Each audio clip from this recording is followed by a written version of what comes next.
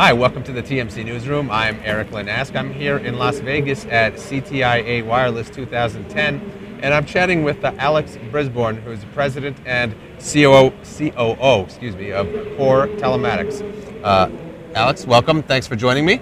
Thank you, Erik. Appreciate the time. So, I guess what we want to talk about here, and what a lot of people are talking about, is what's going on in the world of machine-to-machine communications. Obviously, a lot of talk about wireless, Yep. and so the next generation, and M2M really is a big part of that. It really is. I mean, you've got this marketplace that has been traditionally M2M, oftentimes seen a bit blue collar, certainly business to business. Now we're bringing in new phrases, connected devices, embedded wireless, the sort of things that people are referring to as e-readers, Kindles, personal navigation devices, which is much more slanted towards the consumer, but there's a lot of common elements. And the elements essentially are, these are all about unattended data communications, machines talking to applications without people intervening with them.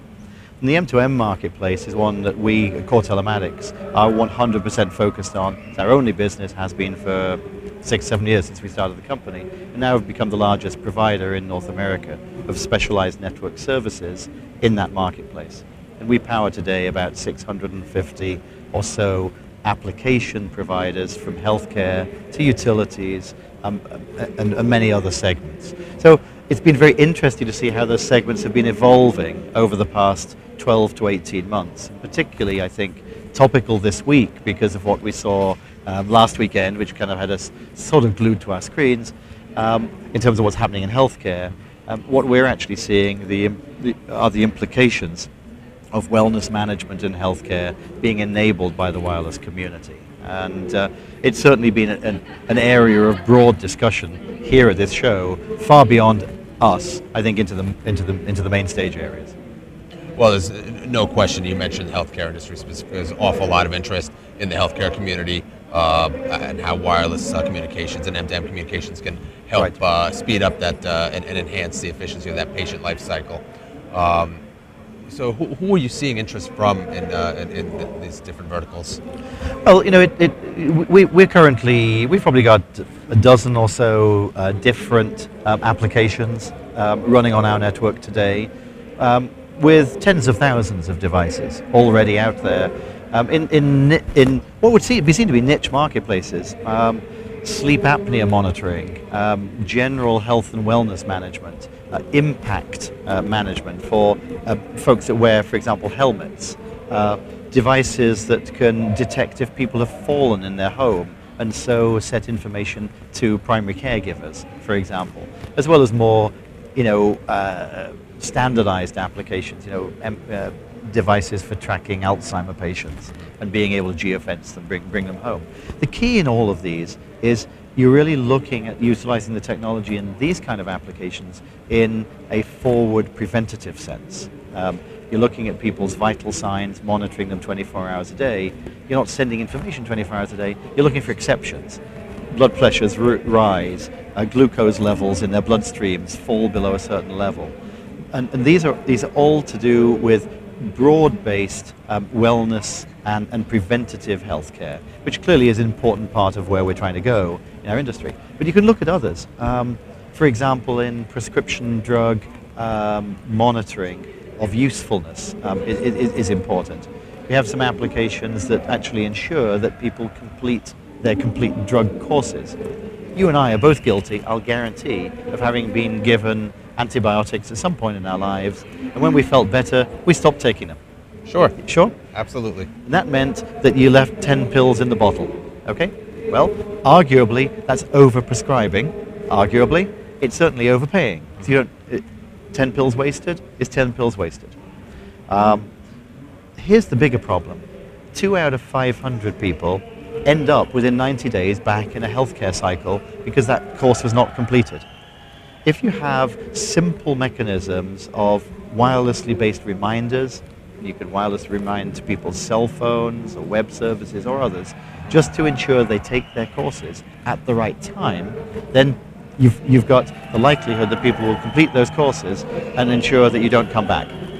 In Canada, they did a study on this, and the federal government, and I guess it's the advantage of a federal program there, believe that they waste between $6 and $8 billion a year on drug prescription management of the type we've talked about.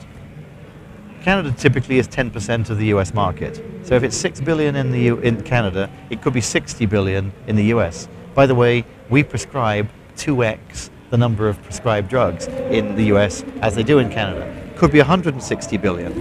Think if you could save half of that simply by putting in systems which ensure that they're managed effectively.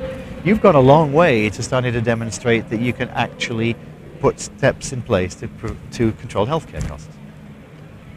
And then I guess the other obviously really big area in terms of this is in the energy space. Good example. We today power about 1 million plus homes, largest single commercial deployment here in North America, in New Mexico and Arizona, of smart metering infrastructure. The problem is that today it's still a technology discussion in and around the utilities marketplace, and there's some regulatory and other related matters. In fact, on this very subject, I was speaking with Anik Chopra only about 30 minutes ago, just before I came back down here. And I believe that the problem that we're facing still in that particular space is knowledge of consumption getting back to the consumer. At the end of the day, we want to not have to build more power stations and not have to create more capability in our distribution infrastructure. To do that, we've got to reduce demand. We're only going to reduce demand by one of two ways: better information in your hands, or frankly, tough pricing regimens. Well, the ideal is to give you better information and then back it up with tough pricing, as opposed to use the crude hammer of just tough pricing. And that means closed loop information management outgrowth from the utilities of what your consumption is and how you can change behavior. That has to be enabled as part of this whole smart metering infrastructure program. So basically what you're talking about is in order to make this successful, you've got to teach the consumer how to behave, change. You have to learn new behaviors. You've got to give them knowledge. You've got to give them real-time knowledge of what running the dishwashing machine costs now compared to what it could cost 2 hours later. And you've got to give it to them in a form that's easily digestible, whether it's information which is given to you in an iPhone app, whether it's given to you on a web service, but it's got to be given to you in real time when you can still make a decision, not in a bill a month later. Does the individual consumer, though, care about 50 cents here or 75 cents there, as opposed to the potential impact of an entire county, state, or country?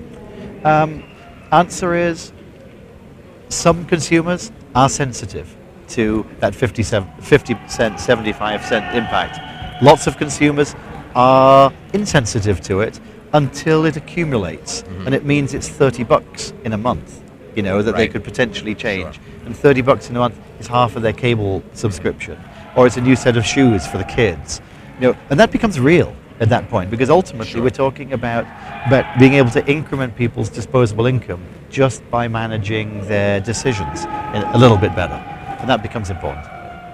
I wish I could get my cable service for only $60 a month.